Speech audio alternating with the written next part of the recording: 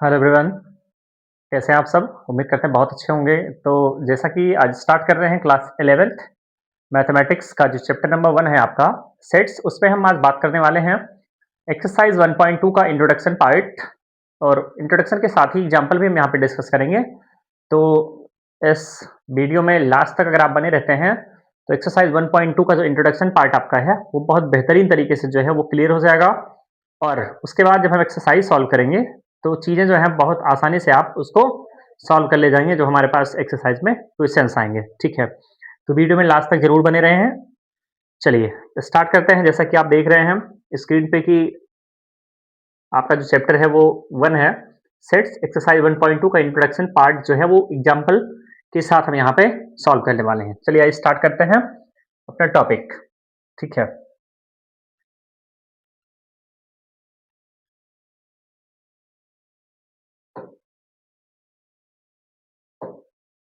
चलिए देखिए,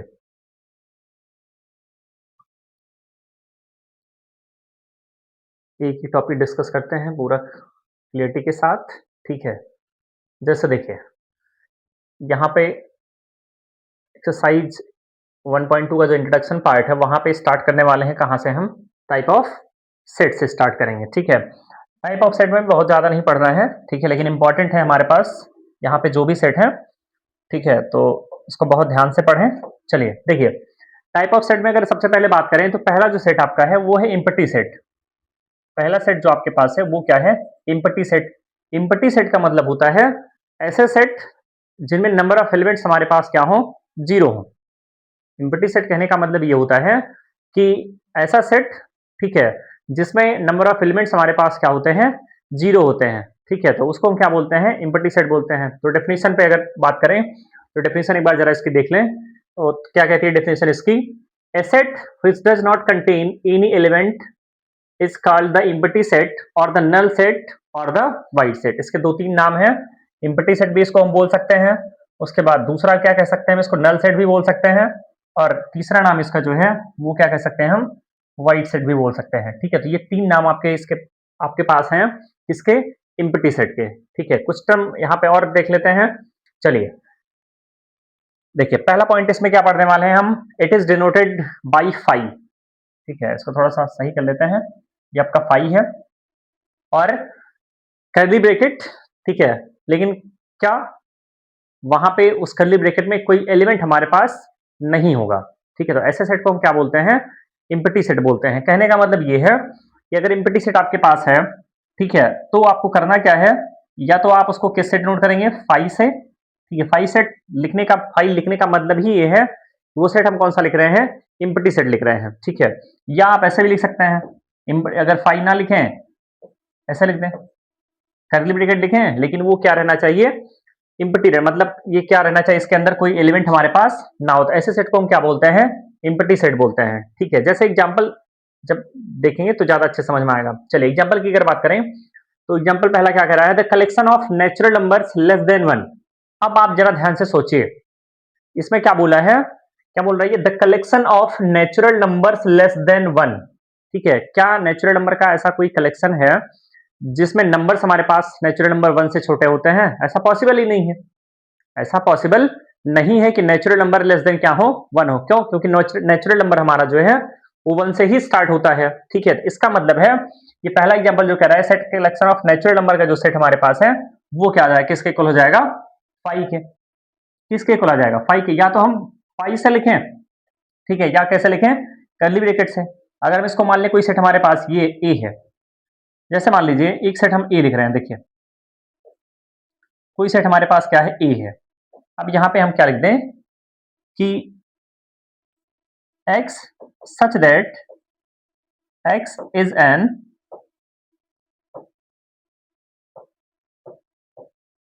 natural number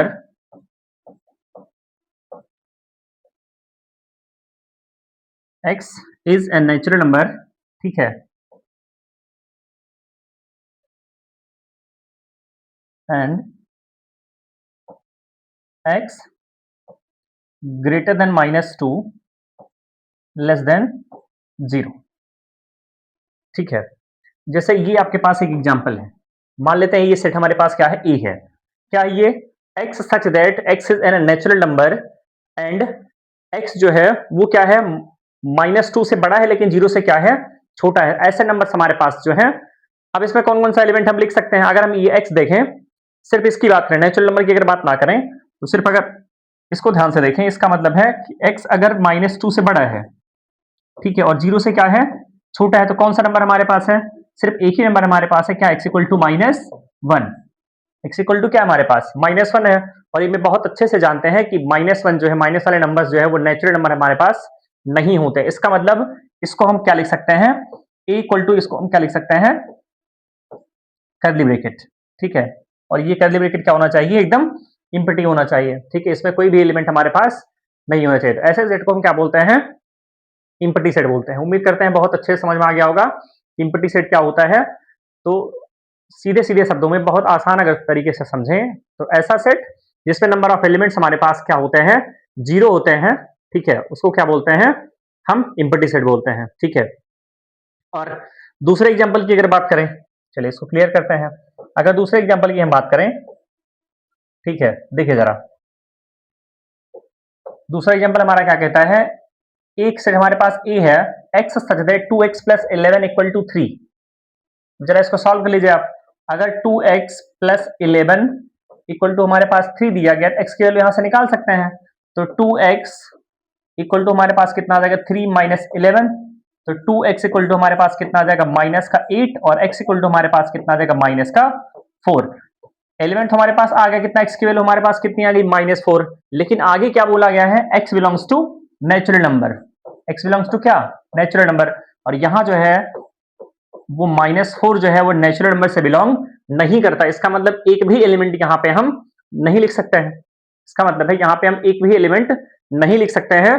तो कह सकते हैं कि इस तरीके से जब सेट हम लिखेंगे कि ऐसा कोई एलिमेंट वहां पे ना आए, ठीक है, मतलब लिख ना पाए, तो उसको क्या बोलते हैं, हम इम्पटी सेट बोलते हैं। सीधे सीधे शब्दों में ये समझ लें कि अगर ऐसा है, अभी कार्डिनलिटी पे भी बात करेंगे, मतलब आपके पास ये कुछ है, कुछ इस तरीके से देखिए, अगर आपके पास कोई सेट ए है, ठीक है, इसमें नंबर ऑफ एलिमेंट्स आपके पास अगर हैं 0, ठीक है, इस सेट की जो कार्डिनलिटी है वो आपके पास क्या है, 0 है। कार्डिनलिटी का मतलब होता है, ये बताता है कि उसमें एलिमेंट्स हमारे पास कितने हैं। तो इसको पढ़ते कैसे हैं, number of element in set A, number of element in set A, number of element in set A equal to क्या हुआ आपके पास, 0। जैसे यहां पे देखें तो यहां पे जब हम लिख रहे थे, क्या एक भी एलिमेंट हमारे पास ऐसा नहीं आया जो 1 से क्या है, छोटा है, ठीक है। इसका मतलब वहां पे जो उसमें एलिमेंट है वो हमारे पास क्या है, 0 है। जैसे यहां हमने 4 तो निकाला, -4, लेकिन वो नेचुरल नंबर नहीं, इसका मतलब एलिमेंट यहां पे नहीं लिख पाएंगे। तो सेट की कार्डिनलिटी अगर 0 हो जाती है, ठीक है, तो उसको क्या बोलते हैं, हम इम्पटी सेट बोलते हैं। ऐसे इस तरीके से लिख सकते हैं। तो उम्मीद करते हैं ये क्लियर हो गया होगा। चलिए आगे बढ़ते हैं, इसको आप नोट भी कर सकते हैं। चलिए आगे चलते हैं अगले पॉइंट की तरफ,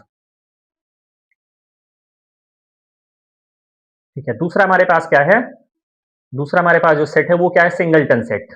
ये भी बहुत इंपॉर्टेंट है, ठीक है।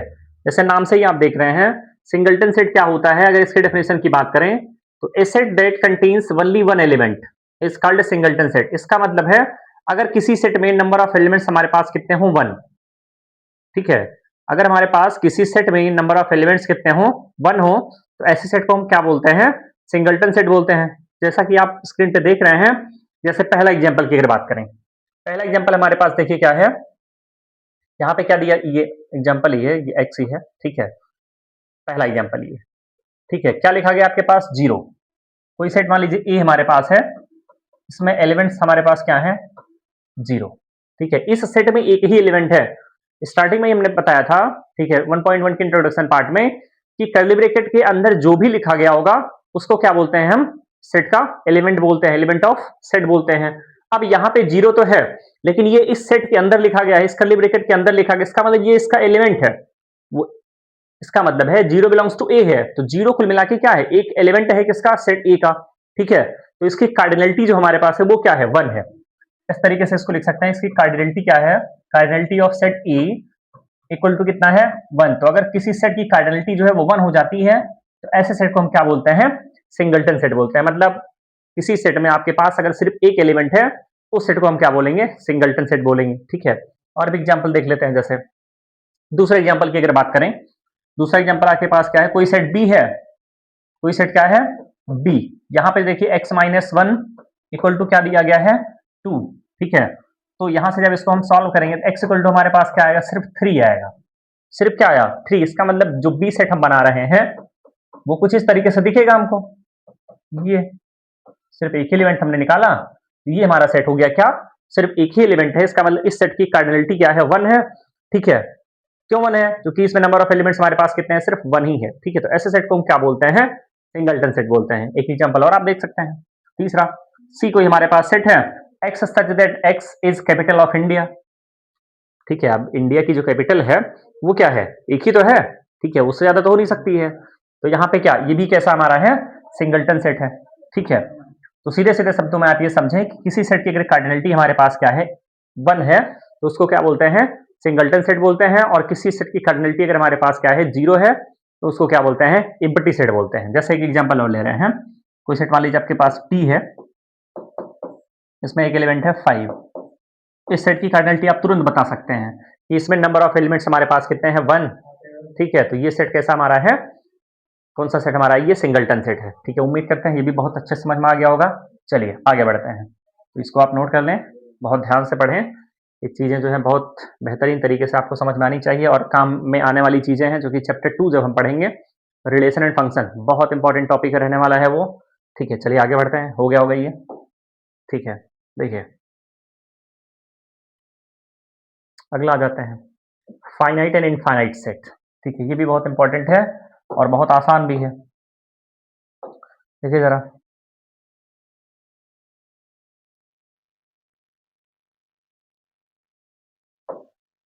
देखिए अब फाइनाइट एंड इनफाइनाइट सेट, जैसे नाम से ही देख रहे हैं आप, फाइनाइट सेट क्या होता है, a set which is empty, a set which is empty और consistent of a defined number of, ठीक है, elements is called finite, otherwise the set is called infinite, ठीक है।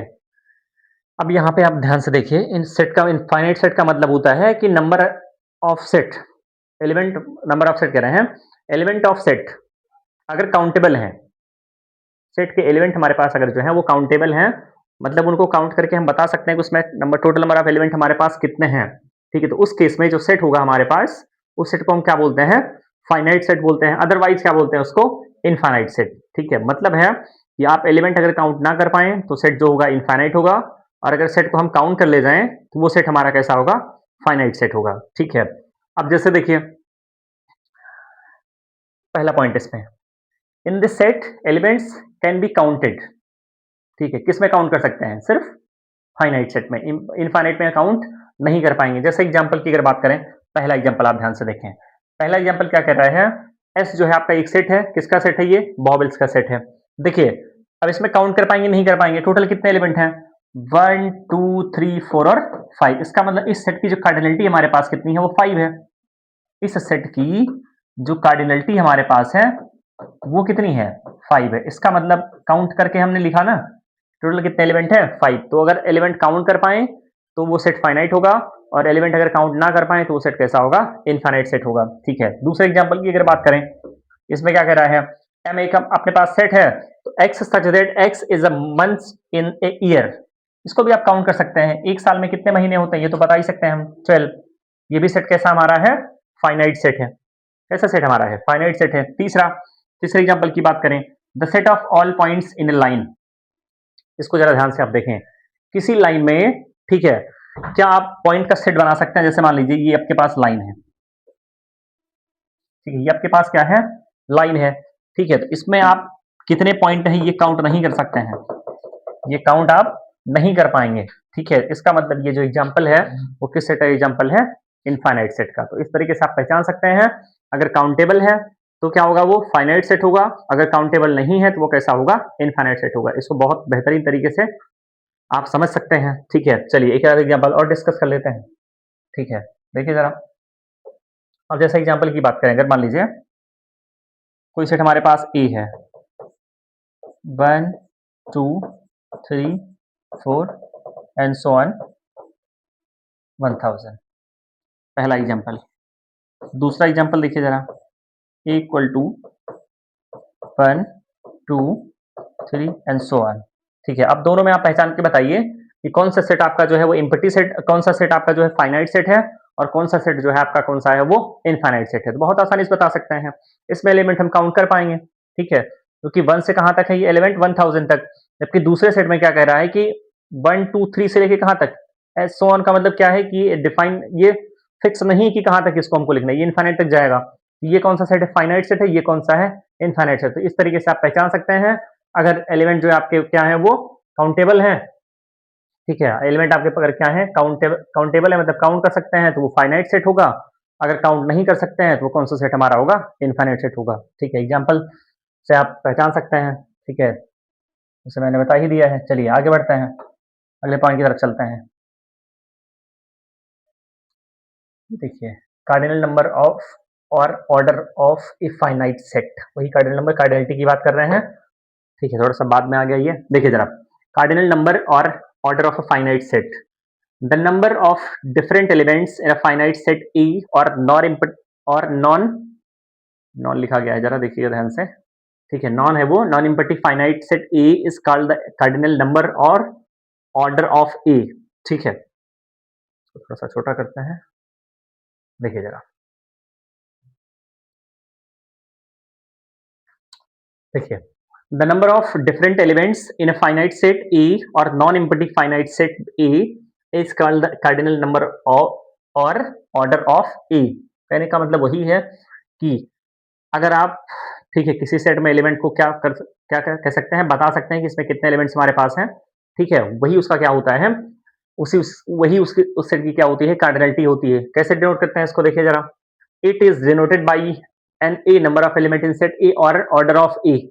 दोनों तरीके से हम लिख सकते हैं, इस तरीके से भी आप लिख पाएंगे और इस तरीके से भी आप लिख पाएंगे, ठीक है, number of element in set A or order of set ए, इस तरीके से आप लिख सकते हैं। जैसे देखिए एग्जाम्पल एग्जाम्पल सॉल्व कर ले जाएंगे आप, जरा देखिए इसमें क्या है, ये एक सेट आपके पास ए है, इसमें एलिमेंट आपके पास कितने हैं, 1 2 3 4 5, ठीक है, टोटल आपके पास कितने हैं, 5 एलिमेंट है। इसकी कार्डिनलिटी हमारे पास क्या है, number of element in set A equal to आपके पास कितना है, 5 आ गया।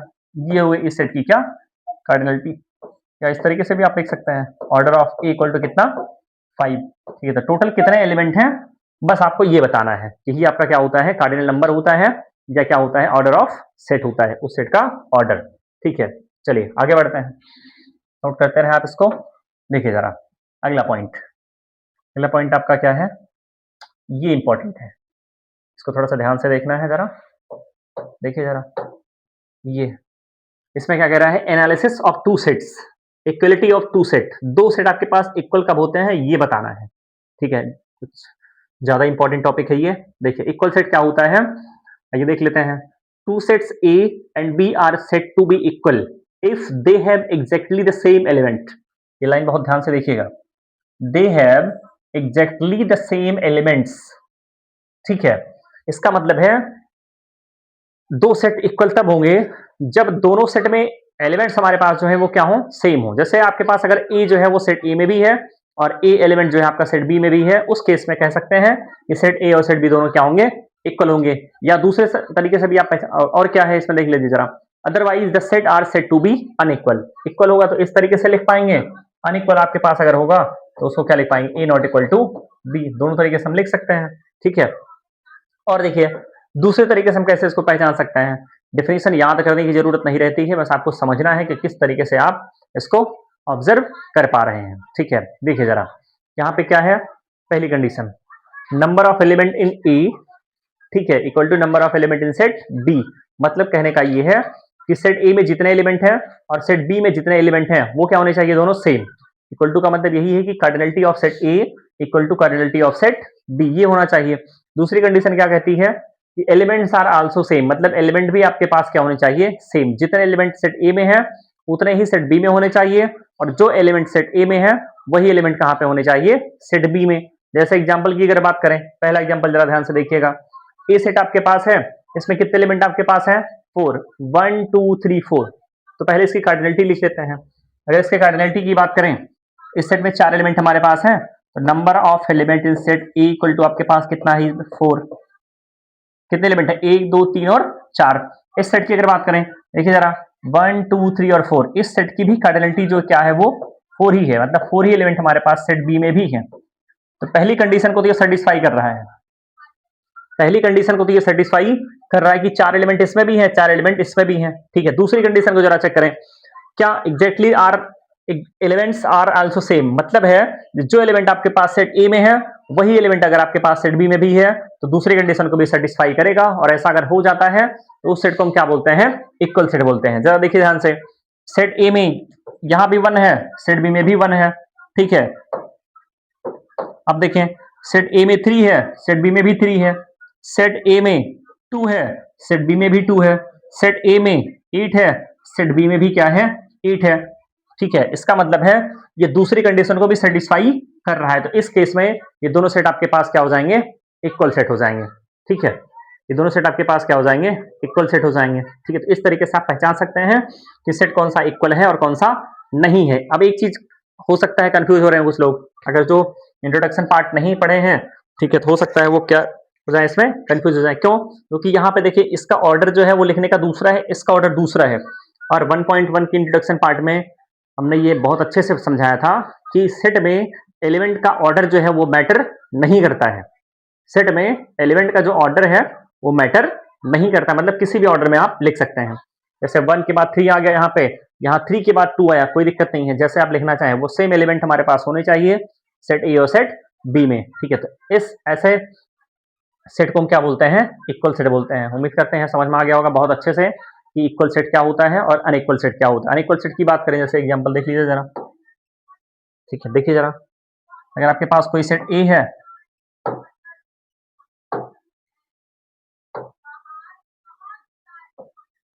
देखिए जरा, अगर आपके पास एक सेट ए है, इसमें 2 एलिमेंट हैं 2 और 3, आपके पास सेट बी है 1 और 2। देखिए पहली कंडीशन को अगर हम चेक करते हैं तो इस सेट की कार्डिनलिटी क्या है, 2, इसमें भी 2 एलिमेंट हैं, ठीक है। सेट बी में भी कितने एलिमेंट हैं, 2 ही एलिमेंट है, कार्डिनलिटी तो सेम है, मतलब पहली कंडीशन को सेटिस्फाई कर रहा है। लेकिन जब दूसरे कंडीशन की बात करेंगे, यहाँ 2 है, यहाँ भी 2 है, लेकिन यहाँ 3 है, यहाँ कितना है, 1 है। इसका मतलब ये दूसरी कंडीशन को सेटिस्फाई नहीं कर रहा है, तो पहली को कर रहा है दूसरी को नहीं कर रहा है, इसका मतलब ये सेट इक्वल नहीं होगा। तो इस तरीके से हम लिख पाएंगे set A not equal to set B, ठीक है।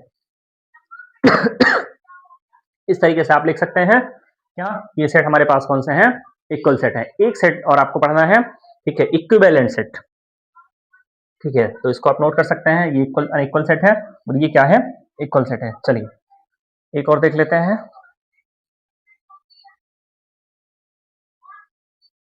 ये थोड़ा सा, चलिए एग्जाम्पल की बात करते हैं, पहले देख लेते हैं इक्विवेलेंट सेट क्या होता है। देखिए जरा,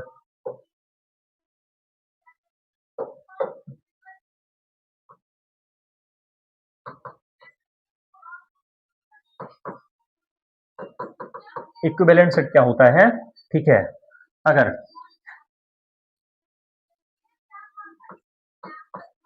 सेट ए की कार्डिनलिटी और सेट बी की कार्डिनलिटी क्या हो जाए, इक्वल हो जाए, बस सिर्फ यही आपको देखना है कि अगर आपके पास सेट ए की कार्डिनलिटी और सेट बी की कार्डिनलिटी क्या हो जाए, सेम हो जाए, तो ऐसे केस में हम उसको क्या बोलते हैं, इक्विवेलेंट सेट बोलते हैं। इसको आपको याद रखना है, ठीक है।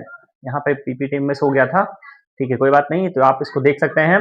इक्विवेलेंट सेट आपके पास क्या होता है कि कार्डिनलिटी अगर दो सेट की सेम है तो उसको क्या बोलते हैं, हम इक्विवेलेंट सेट बोलते हैं, ठीक है। जैसे अब एग्जाम्पल में बात कर लेते हैं। पहला एग्जाम्पल, अगर आपके पास कोई सेट ए है, इसमें एलिमेंट आपके पास है 5 6 7, ठीक।